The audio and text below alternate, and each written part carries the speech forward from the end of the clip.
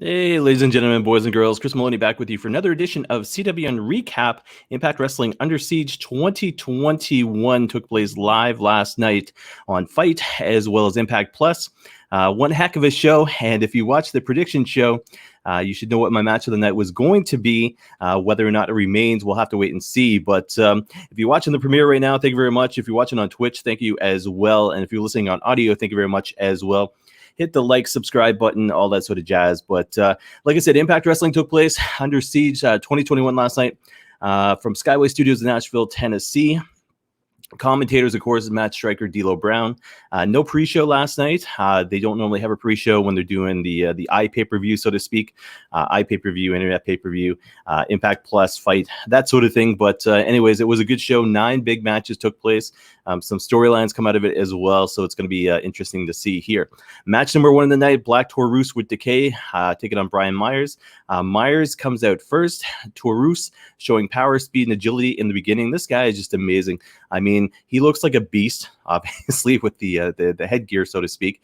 But he's got speed and he's got agility as well. The way at one point he climbed the top rope, to hit, I think it was a twisting splash or something like that. I've got my notes in front of me here, but I'm just trying to remember off memory.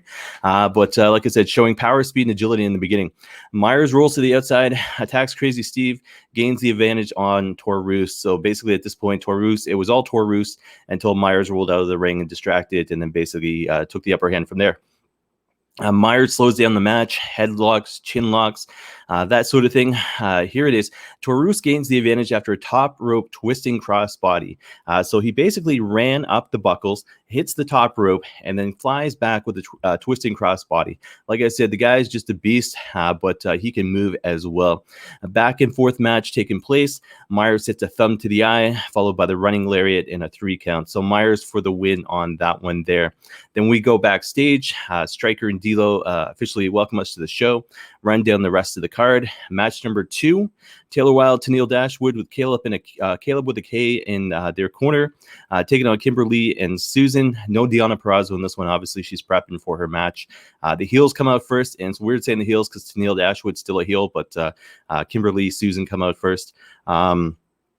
Janelle out next with Caleb, and then Taylor Wilde comes out with separate entrance, of course, and pretty much it's unique because she comes out and she's Canadian, but she's all dressed up like an American, and they even say from Toronto, Ontario. I don't know if there's something more to her gimmick, to basically to her attire, but it's a punk rock kind of a USA girl almost going on there. So anyways, but she comes out separate entrance, and she's singing her theme song as she comes out.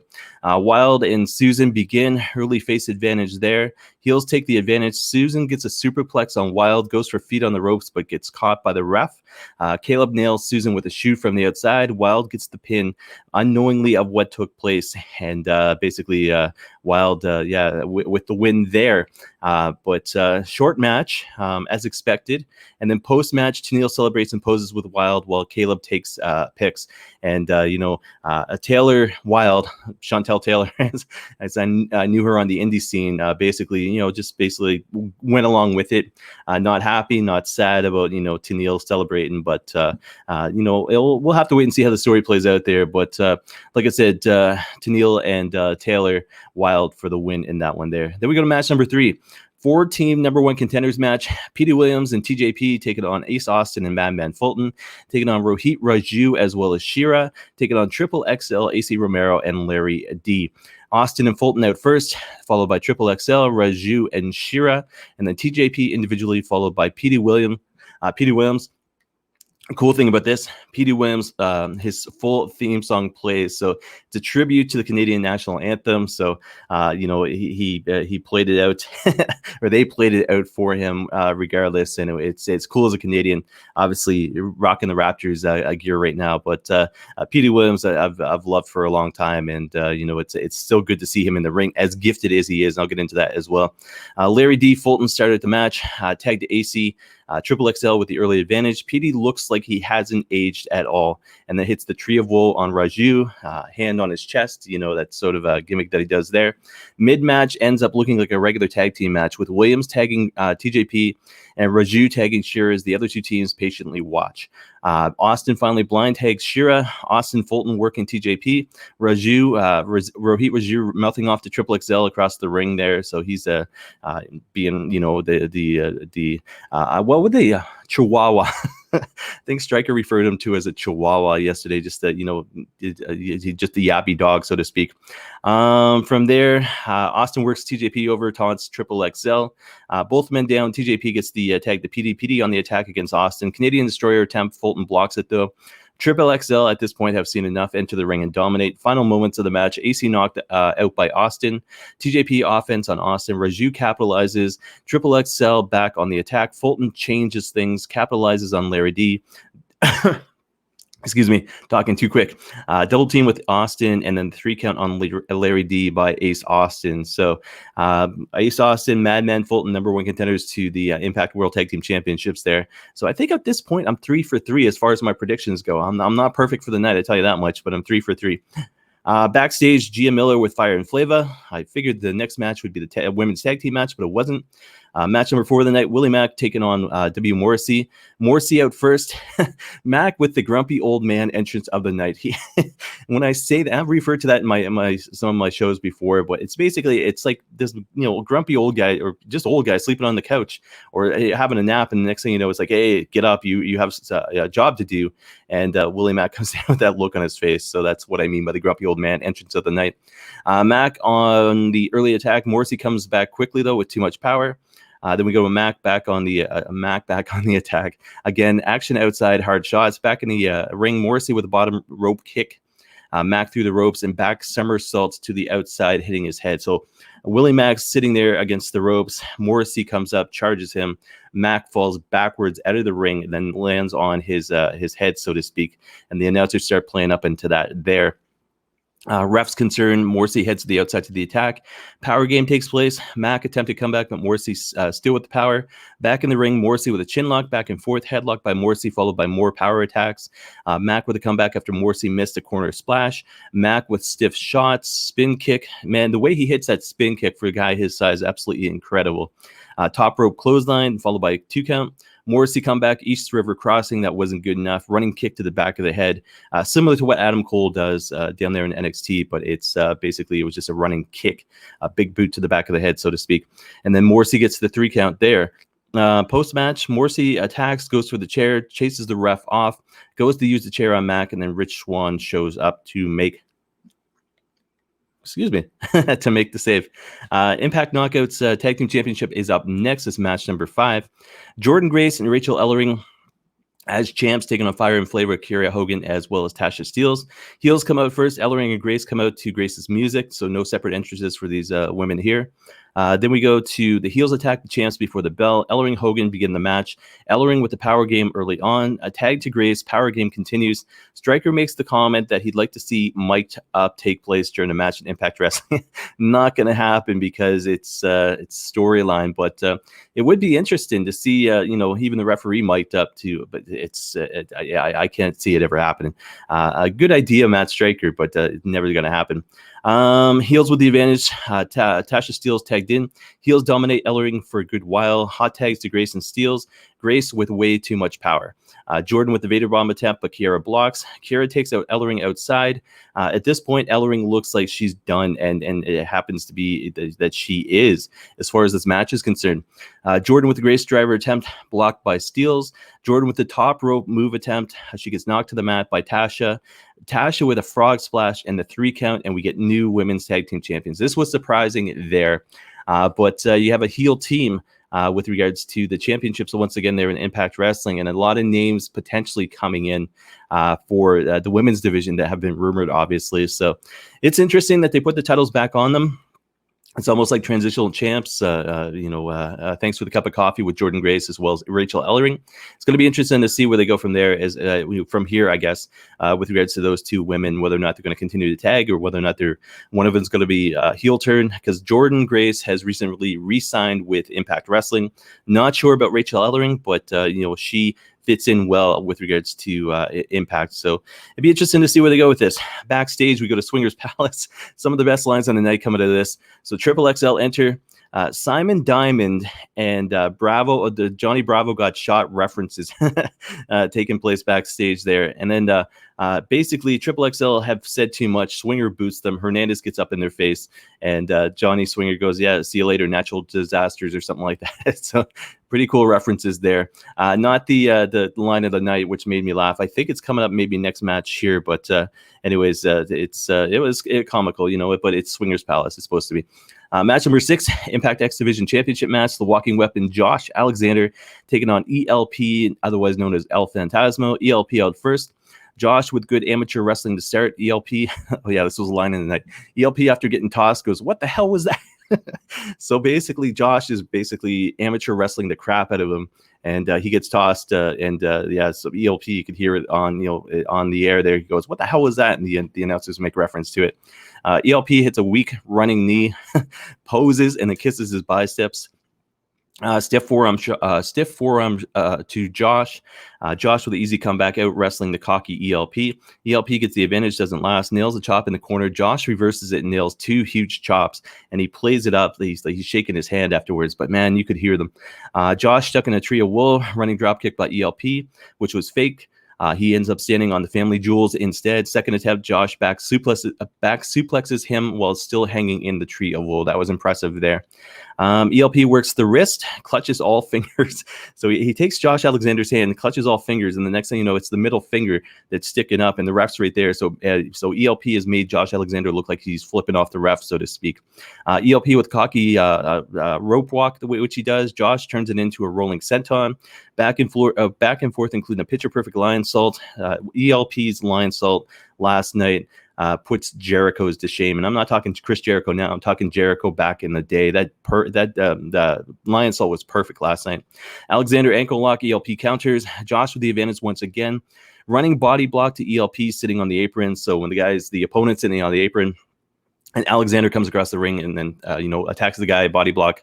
But Alexander's just absolutely amazing. I tell you that. Where are we here? ELP tossed back in. Josh to the top rope. ELP crotches him. Back and forth with Josh on the top rope. Top rope hurricanrana by ELP. Splash, 2 counts. So he did that floating splash with his arms behind his back. Back and forth, Josh with the ankle lock. ELP counters, power bomb into a backbreaker by Josh. Ankle lock back on ELP taps. Rating for this one, I put 15 Canadian Maple Leafs. So Meltzer's got his star system. I've got my Maple Leaf system, but 15 Canadian Maple Leafs for this. But a great match there. Backstage, GM Miller, Eddie Edwards, Finn Juice. Then we go to match number 7 of the night, Impact Knockouts Championship match.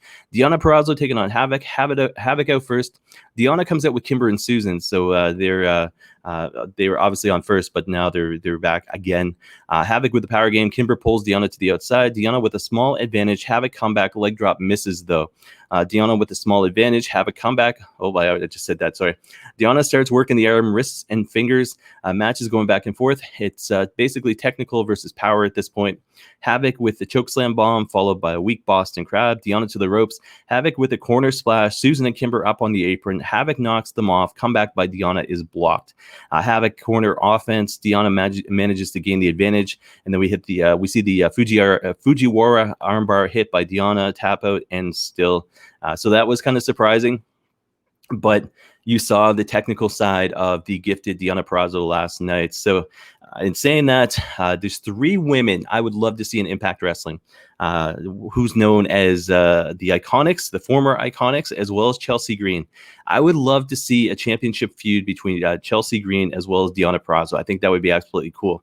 And then the Iconics, the former Iconics taking on Fire and Flavor. I think that would be actually cool as well to see them as faces going up against Fire and Flavor. So it's going to be interesting. It's going to be interesting come July when all of a sudden Slammiversary kicks off and we see the new faces come in and who we see beforehand, so to speak. But looking forward to it, and the women's division is looking strong there in Impact Wrestling.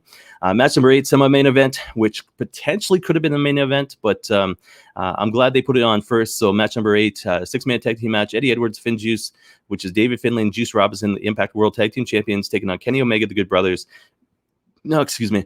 Doc Gallows, Carl Anderson with Don Callis, of course, in their corner. Finn Juice out first, Edwards, Good Brothers Callis, and then Omega with the AEW Championship around his waist, Impact and TNA titles in his hands. Omega announces, I put Omega announces, and I was doing this typing on the laptop, by the way, so my notes should be better than this. Don Callis announces Omega, and then includes, I marked it this one, includes a reference to Bad News Allen. So Bad News Allen got name dropped last night. Finley, Anderson start, quick tags by Finn Juice to begin. Heels get the advantage due to heel tactics. We finally get Edwards Omega. Edwards with the advantage, tags to Finley, quick tag to Juice, double team on Omega. Heels come back at this point. Juice gets attacked on the outside.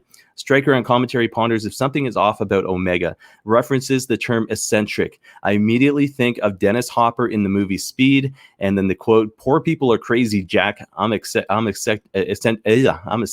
Screwed that one up. I'll never be in Hollywood. But it's just the mentality of the genius of the wrestling of Kenny Omega is what they were referring to. But I immediately thought of Dennis Hopper in Speed there.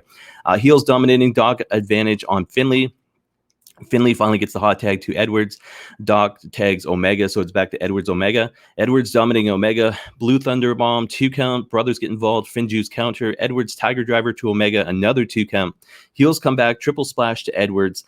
Broken up by Finn Juice. Back to Anderson and Edwards at this point. TKO by Anderson, 2 count. Rebound by the Faces. Boston Knee Party by Edwards on Anderson, and we get a 3 count, and the Faces will take the win in this one. So as you can see, if you go to impactwrestling.com, the results, you can see that basically Kenny Omega, the Good Brothers outside, looking into the ring and seeing the Faces as a unit, a winning unit, a successful unit, so to speak. So pretty good match. I didn't think it was going to go like that, but Eddie Edwards looks strong with regards to the Boston Knee Party there. So it'd be interesting to see how it plays out at Slammiversary, because I know I'll get to it at the end, but I could, it'd be seeing it last night. It'd be interesting to see Edwards and Omega one-on-one for the championships there. Backstage, Striker and D'Lo announced that Finn Juice will defend against Austin and Fulton this coming Thursday night on Impact Wrestling. That's Fight Network up here in Canada, 8 o'clock. Main event time, 6-way number 1 contenders match. Chris Bay, Matt Cardona, Sami Callihan, Chris Sabin, Trey Miguel, and Moose. And with this, I tend just to do the highlights because it's so fast-paced. It's hard to keep up, but I did my best. Callahan out first, followed by Chris Bay, Cardona, Trey, Sabin, and Moose. Moose power dominance early on, follow-up, multiple one-on-ones. So basically, you've seen the guys switch in and out of the ring continuously there. Bay and Trey's simultaneous diving attacks to the outside. I'd love to see Trey Miguel and Chris Bay team up as a tag team. That'd be phenomenal there. Sabin Trey exchange. Moose intercepts. Bay gets involved. Knocks senseless. Superplex to Trey by Moose. Bay top rope splash to Moose. Pin broken up by Sami with the chair. Bay suplex, and the announcers, of course, said, there's no DQ in this match, so they had to reference it there. Bay suplex through the chair. Cardona breaks up the pin. Sami Cardona back and forth. Sabin back in the ring. Combo flatliner DDT by Sabin. Radio silence hits on Moose by Cardona. Broken up by Callahan. Callahan taken out by the Good Brothers. So the Good Brothers arrived down ringside. Sabin hits the cradle shock on Trey. Moose pulls the ref out of the ring. Moose hits a chop block on Sabin, hits the spear twice, 3 count, and new number 1 contender. So that is Impact Wrestling Under Siege 2021. Very good show. If you bought it on Fight, $9.99. If you bought it through Impact Plus, it looks like they no longer, I was looking into it yesterday, they no longer have the 30-day free trial, but it's only like $7 something a month. So that's cheap as well. And you get all the old school backstage footage and almost through this show.